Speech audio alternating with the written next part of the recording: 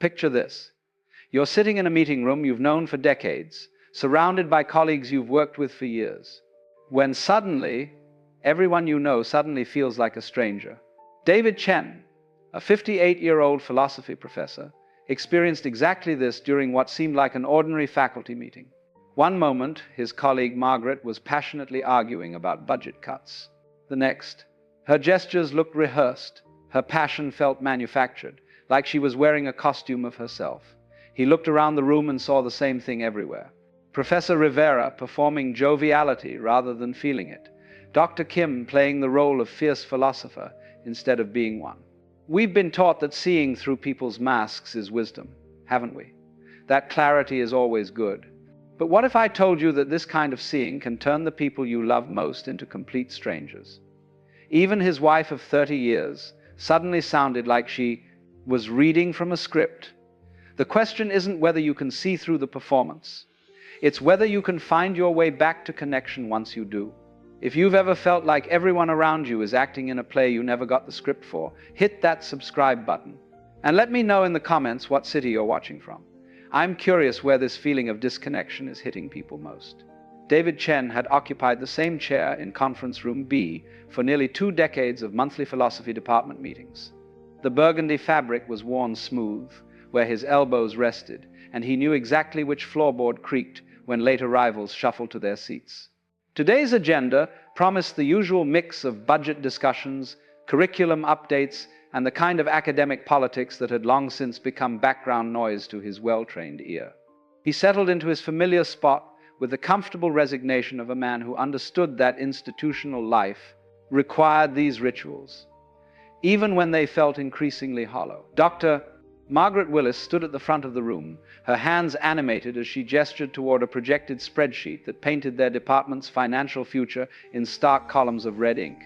David had watched Margaret deliver passionate speeches about everything from hiring freezes to library acquisitions for 15 years. She was brilliant, dedicated, and reliably fierce in her advocacy for their students and faculty. Yet as she spoke about the devastating impact of proposed budget cuts, something shifted in David's perception, like a camera lens clicking into sudden focus. Her voice carried the same urgency it always did when she defended their department, but today David found himself studying the mechanics of her performance rather than absorbing her message. The way she paused for emphasis seemed calculated. Her concerned expression appeared practiced, and even her characteristic gesture of pushing her glasses up her nose felt like a choreographed movement in a play he had been watching for years without realizing it was theater. The sensation was both unsettling and oddly exhilarating, like discovering a hidden door in a house he thought he knew completely. David's eyes moved around the room with the methodical attention of an anthropologist encountering a new culture. Professor James Rivera sat in his usual corner spot, offering his trademark encouraging nods and periodic chuckles at Margaret's more pointed observations about administrative priorities. But now Rivera's joviality struck David as something he had learned to perform rather than something he naturally felt. The warm smile that had always made students feel welcome in office hours suddenly appeared to be a mask Rivera had perfected over decades of academic life. Dr.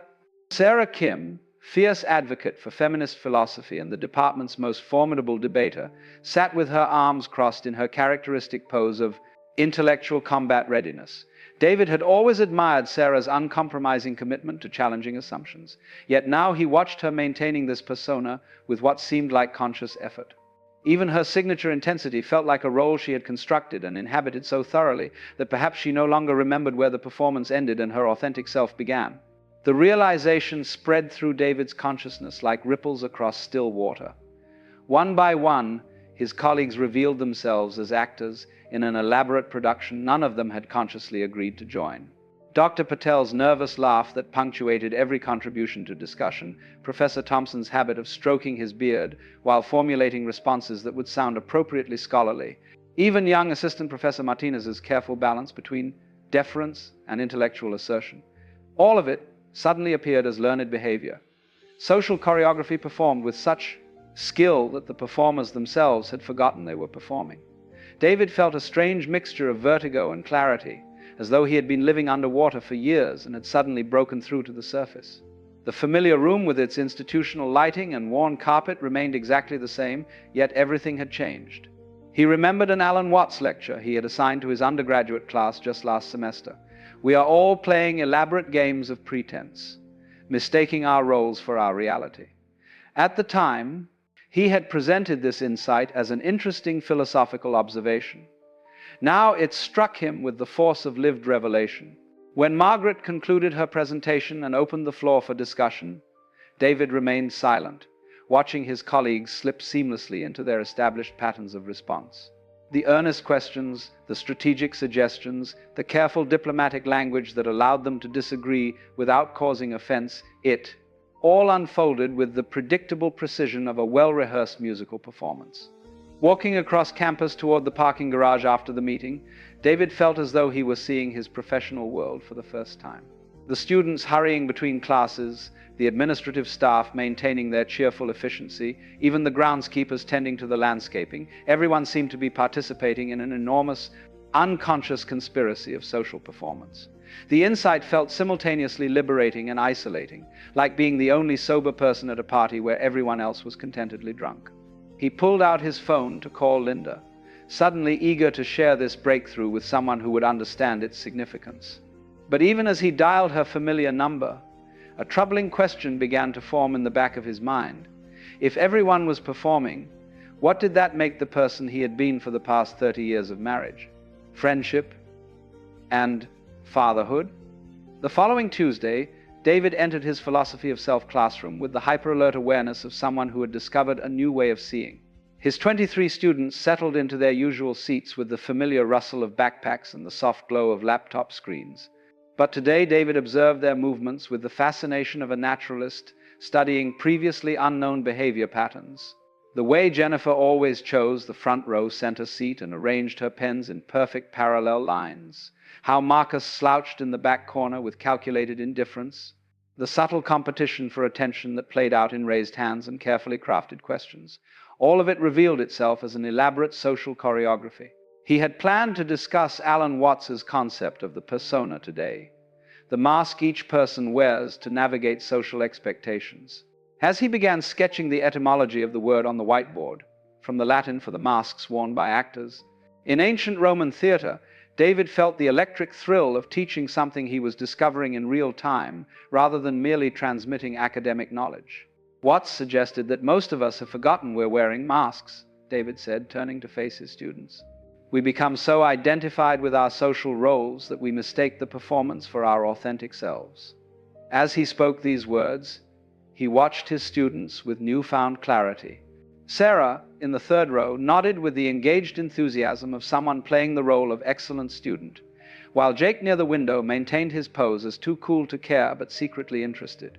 Even their note-taking seemed choreographed, some students scribbling furiously to demonstrate diligence, others typing with the efficient precision of future professionals.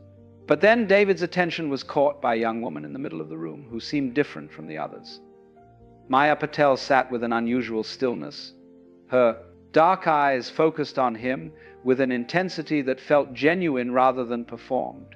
Unlike her classmates who were busy demonstrating their engagement, Maya simply listened with the unguarded attention of someone genuinely trying to understand. Her notebook lay open but mostly blank, as though she was too absorbed in processing the ideas to perform the ritual of academic note-taking. When David opened the discussion, hands shot up with predictable enthusiasm. The usual suspects offered their carefully prepared insights, each response a small performance designed to showcase their intellectual sophistication.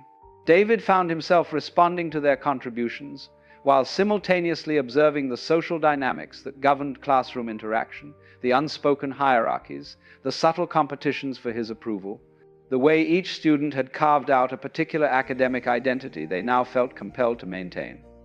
Then Maya raised her hand, and when David called on her, she spoke, with a directness that cut through the academic theater like a blade through silk. Professor Chen, what you're describing, this idea of everyone wearing masks, it's like being at a party where everyone got the invitation except you. Her voice carried a quality of authentic confusion rather than performed insight. I look around sometimes and feel like everyone else knows how to be a person, and I'm just guessing. A ripple of uncomfortable recognition passed through the classroom. Several students shifted in their seats, and David noticed how Maya's honesty had momentarily disrupted the carefully maintained atmosphere of intellectual performance. Her classmates seemed uncertain whether to treat her comment as brilliant philosophical observation or embarrassing personal revelation. "Can you say more about that feeling?" David asked, genuinely curious, rather than employing the Socratic method as a teaching technique. Maya glanced around the room, seeming to weigh whether it was safe to continue being real in a space that rewarded performance. "It's like everyone around me is acting in a play I never got the script for. My friends post these perfect Instagram stories of their lives, but when I'm actually with them, they seem anxious and insecure. My parents ask how school is going, but they want the good student answer, not the truth about how lost I feel most of the time." She paused, looking directly at David. "Even in here, it feels like everyone knows how to sound smart about philosophy, but I just want to understand if any of this can help me figure out how to be real." The classroom fell silent.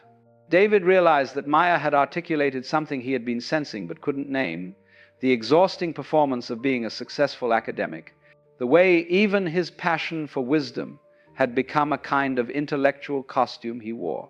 In her raw honesty, he glimpsed the possibility that his new perception might not be a burden that would isolate him from others, but a doorway toward more authentic connection. After class, as students filed out in their usual clusters of social affiliation, Maya approached his desk with the hesitant step of someone unsure whether her honesty had been welcome. "Professor, I hope what I said wasn't inappropriate," she began. But David held up his hand gently. "Maya, what you shared today was the most real thing anyone has said in this classroom all semester, including me." Over the following weeks, David's office hours became something unprecedented in his academic career. Instead of the usual parade of students seeking clarification on assignments or grade negotiations, Maya began appearing twice weekly for conversations that felt more like philosophical explorations between fellow travelers than traditional student-teacher interactions. She would arrive with questions that had clearly been troubling her for days. If everyone is performing, how do we ever find out who we really are underneath? Or is there a difference between being fake and being polite? Or are they the same thing? These conversations awakened something in David that had been dormant for years. He had spent decades teaching philosophy as a subject to be mastered rather than a practice to be lived. But with Maya, he found himself genuinely exploring ideas rather than simply transmitting knowledge. She possessed an uncanny ability to cut through philosophical abstractions to their practical implications, asking questions like, "But how would you actually live differently if you believed this?" That forced David to examine whether his understanding was merely intellectual or truly transformative. Their discussions inevitably returned to what Maya had begun calling the performance problem, the way modern life seemed to demand constant self-presentation rather than authentic self-expression. Maya shared her growing alienation from her generation's digital culture, where every experience became content and every emotion was curated for social media consumption. "My friends document their lives more than they live them," she observed during one particularly intense conversation. "They're so busy creating the appearance of having fun that they forget to actually have fun." David recognized in Maya's observations a mirror of his own growing discomfort with academic life. He had begun to see his faculty meetings, conference presentations, and even casual conversations with colleagues as elaborate rituals of professional identity maintenance. The passion for wisdom that had originally drawn him to philosophy had been gradually replaced by the performance of being a wise professor, complete with the appropriate mixture of intellectual rigor and accessible warmth that students expected. This new awareness brought with it an intoxicating sense of clarity. David felt as though he had developed X-ray vision for human authenticity, able to perceive the gap between what people presented and what they actually experienced. Walking across campus, he observed the intricate social choreography with the fascination of an anthropologist. The way students modulated their voices and posture when talking to professors versus peers, how faculty members subtly competed for status through casual displays of erudition, the complex negotiations of academic hierarchy that played out in every interaction, all of it became transparent to him. At home, David attempted to share his insights with Linda, describing his conversations with Maya, and his growing understanding of what Watts had meant by the cult of personality.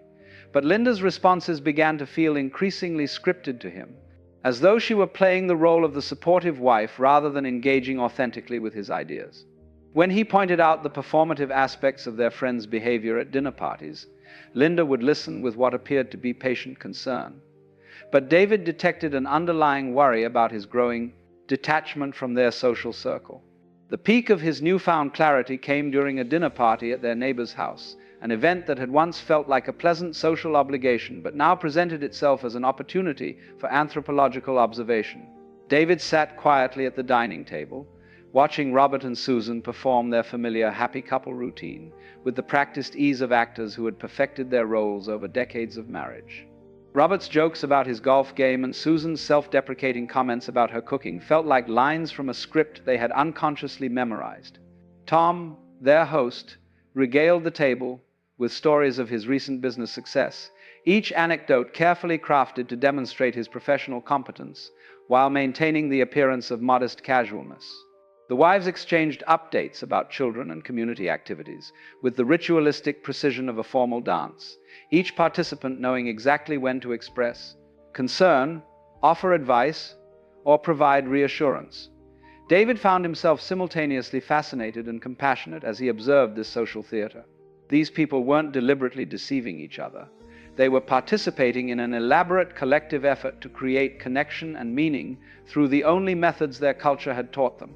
The performance wasn't malicious. It was protective, a way of managing the vulnerability inherent in human relationship. Yet, as the evening progressed, David felt increasingly like an observer rather than a participant, watching from behind glass while his friends enacted their familiar roles. He experienced a strange mixture of superiority and sadness, feeling both enlightened by his perception and isolated by his inability to simply participate unconsciously in the social dance that clearly brought these people comfort and belonging. The confrontation came on a Sunday afternoon in late October, when the family had gathered for David's birthday dinner. Emily had driven up from the city with her partner Jason, and the house carried the familiar warmth of a celebration that had been repeated for decades. Linda's careful preparation of David's favorite meal, the ritualistic opening of gifts, the comfortable conversation that flowed around shared memories and gentle family teasing. But David found himself observing rather than participating, studying the dynamics with the detached fascination that had become his default mode of engagement. He watched Emily perform her role as the dutiful daughter, asking about his classes and expressing appropriate interest in his research. He observed Linda orchestrating the meal with the practiced efficiency of someone who had learned to create family harmony through careful attention to everyone's needs. Even Jason, who had been part of their family celebrations for 3 years, seemed to be consciously enacting the part of the respectful son-in-law, contributing just enough conversation to demonstrate engagement without overwhelming the family dynamic.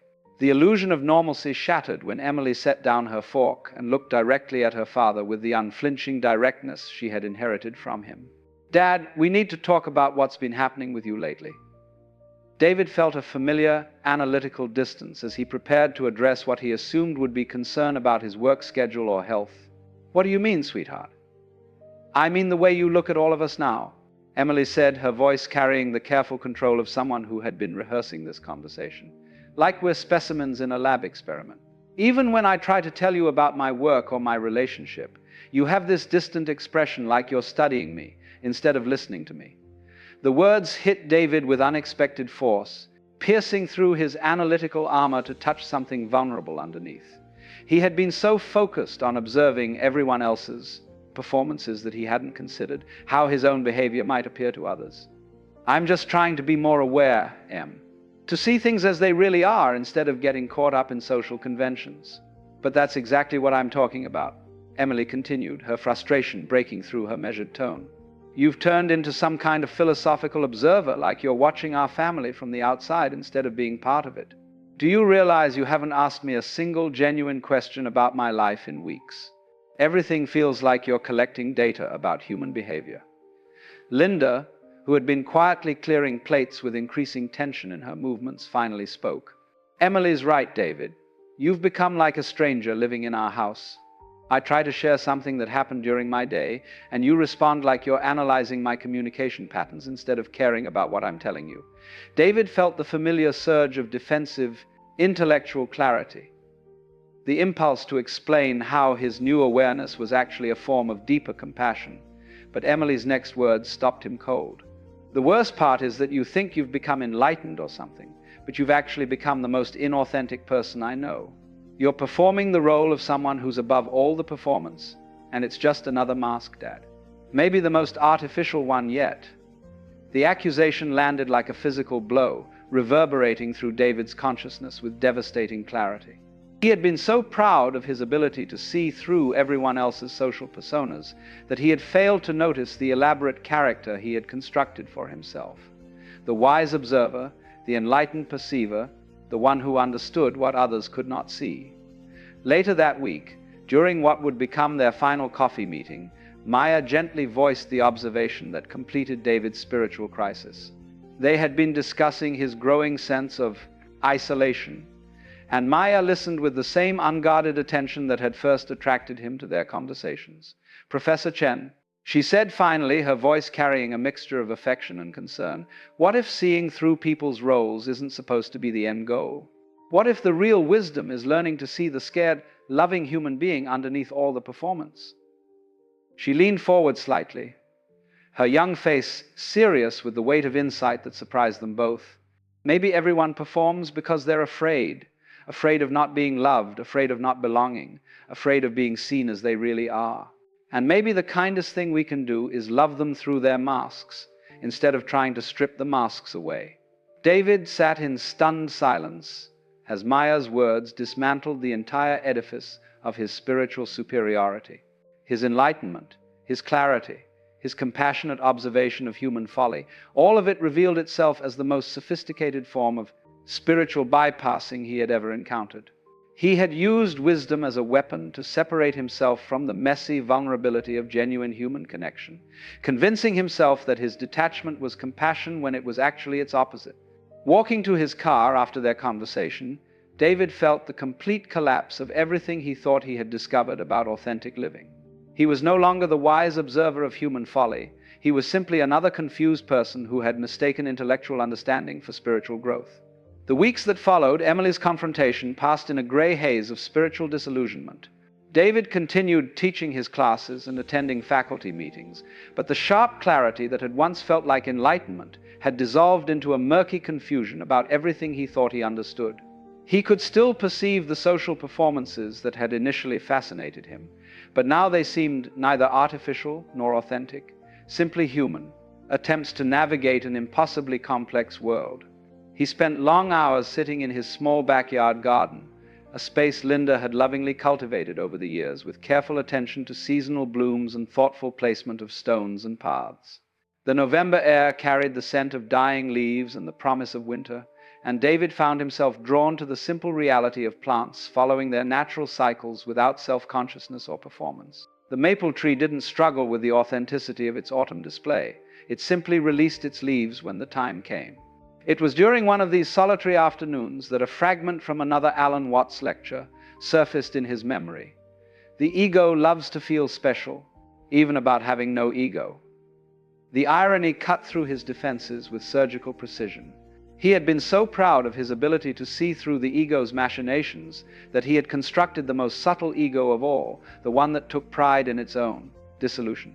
Maya appeared at his office door one gray Thursday afternoon, carrying 2 cups of coffee and the gentle determination of someone who had decided to take care of her teacher. She had always possessed an intuitive understanding of when to speak and when to simply be present. And today she chose presence, settling into the chair across from his desk and waiting with the patient attention of someone who had learned that healing happened in its own time. "I keep thinking about what you said," David finally admitted, his voice carrying the exhaustion of someone who had fought a war with himself and lost. "About loving people through their masks instead of trying to tear them away." Maya nodded, her dark eyes reflecting a compassion that seemed far beyond her 22 years. "Maybe that's what makes someone real," she said softly. "Not the absence of masks, but the willingness to be vulnerable with each other, even while we're wearing them." But how do we know the difference between authentic connection and elaborate mutual performance? David asked, voicing the question that had been haunting him for weeks. Maya was quiet for a long moment, turning her coffee cup slowly in her hands. What if that's the wrong question? What if the real question is whether we choose to care for each other, regardless of whether it's perfectly authentic? My grandmother always said that love is a decision you make every day, not a feeling you fall into. Her words carried the weight of lived wisdom rather than philosophical speculation, and David found himself genuinely curious about her experience for the first time in weeks. Tell me about your grandmother. She raised me after my parents died in a car accident when I was 8. Maya said matter-of-factly. She had this way of seeing through all my attempts to be the good kid who didn't cause trouble, but instead of calling out my performance, she just loved me more consistently. She'd say, Maya, I don't need you to be perfect. I need you to be present. David felt something shift inside him as he listened, not the dramatic revelation he had experienced weeks earlier, but something quieter and more sustainable. Maya's grandmother had understood something about authentic relationship that had nothing to do with stripping away pretense and everything to do with choosing connection despite pretense. That evening, David found himself really looking at Linda for the first time in months as they prepared dinner together. She moved through their kitchen with the practiced grace of someone who had learned to create comfort through countless small acts of care. When she asked about his day, her voice carried the inflections of 30 years of similar inquiries, but underneath the familiar pattern, he could sense her genuine desire to connect with the person she had chosen to love through decades of change and growth. I think I've been trying to solve the wrong problem, David said as they stood side by side chopping vegetables. I wanted to find some perfect authenticity underneath all the social roles we play, but maybe the roles themselves are just ways of practicing love. Linda paused in her work and turned to study his face with the careful attention of someone who had learned to read his moods through years of partnership. What do you mean? I mean, maybe your concern for me isn't performance, even when it follows familiar patterns. Maybe it's just how you've learned to love me consistently day after day, through whatever strange phases I go through. Linda's smile carried relief mixed with caution, the expression of someone who had been waiting for her husband to return from a long journey to places she couldn't follow. I've been practicing loving you for 30 years, David. Some days it feels natural, some days it feels like work, but it's always been a choice I make because you matter to me. David reached for her hand, feeling the calluses from her gardening and the familiar weight of her wedding ring, all the accumulated evidence of a life lived in partnership with another imperfect human being. For the first time in months, he wasn't observing their interaction from a distance. He was simply participating in it, masks and all.